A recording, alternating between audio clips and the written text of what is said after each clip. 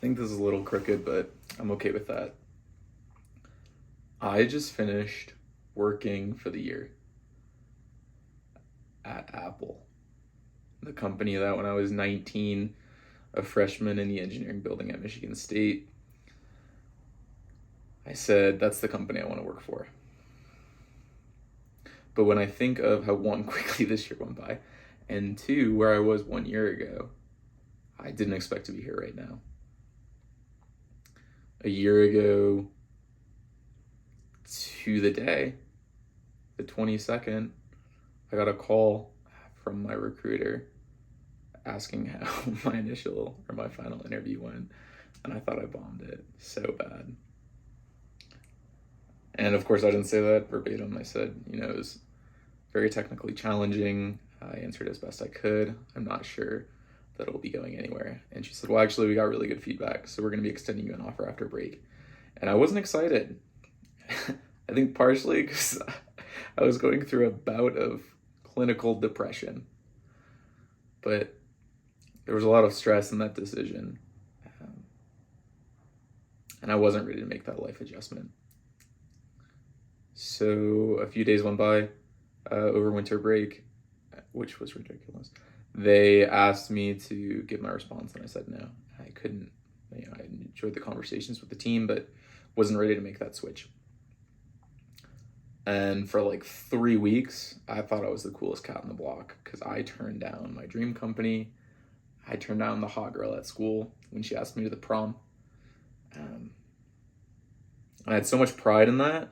And then after like 3 weeks, the shine wore off. And I realized what I did, how I'd been working toward this goal for so long, really trying to achieve something to get better, to be better, and to prove to myself that I could achieve this. And I regretted it for like 2 months every single day. I woke up regretting my decision.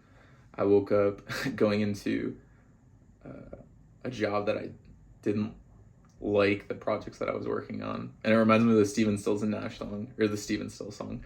If you can't be with the one you love the one you're with.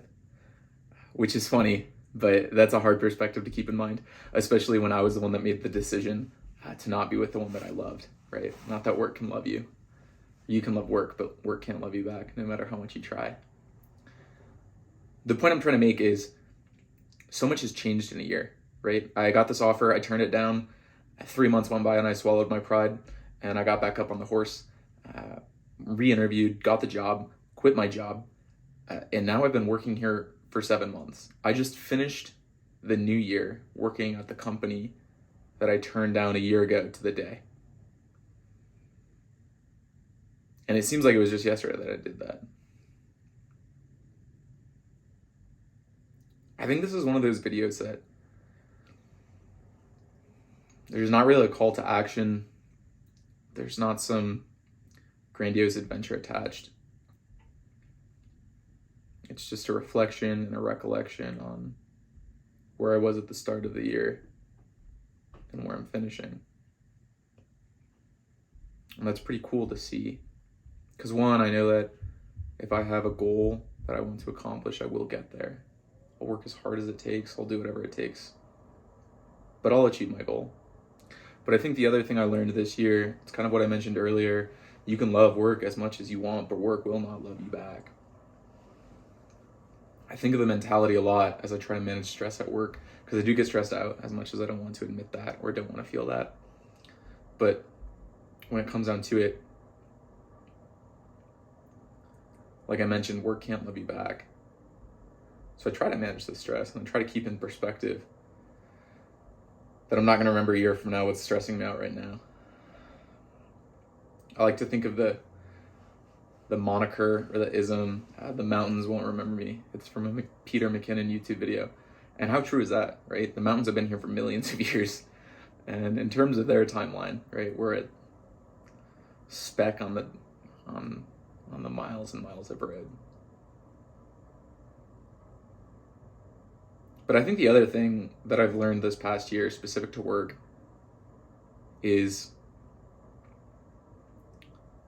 work and my employment and my job and what I do is part of who I am, but by no means is it who I am.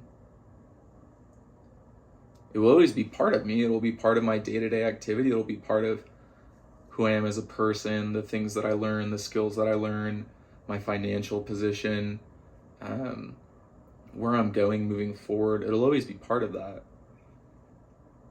It'll always be part of my identity, but it will never be my identity. And I think when I was 19 and 20 and 21, to me, work was so important because it was my identity. I was a chemical engineer. I was an engineer at Shell. So many things like this, right? It was who I was, right? To a hyperbolic extent.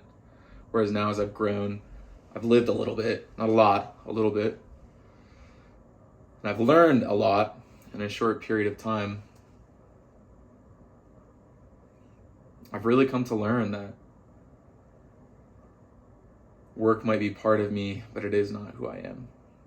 And I think that's really important to keep in mind, because I think too many people, myself included, 100%, get lost in the notion, we get wrapped up in work, and we can lose perspective. Life is so precious, and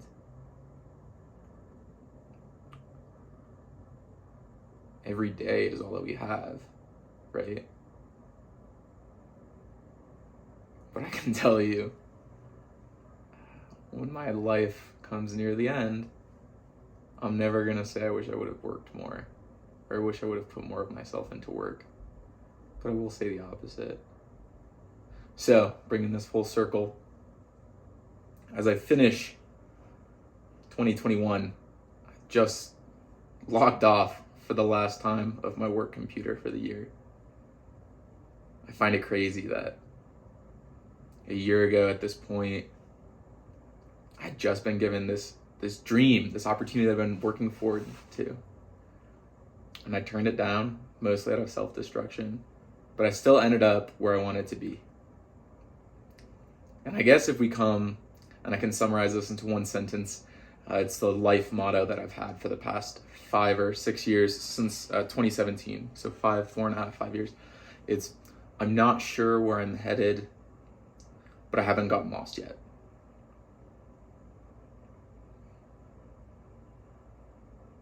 "12 months ago, I didn't think I was going to get an offer from this company. And 11.95 months ago, I did. And 11.94 months ago, I turned it down. And in 1 week, from not thinking I'd get something to getting it to turning it down, that entire week that was going through my mind, I'm not sure where I'm headed, but I haven't gotten lost yet. So much could have changed in that week, and it didn't. And then 3 months later, a lot did change. But it goes to show, I'm not sure where I'm headed. Life is a giant mystery, but I live in the ambiguity, and I live for the ambiguity because I get to choose where I go next. I'm not sure where I'm headed, but I haven't gotten lost yet. Happy New Year.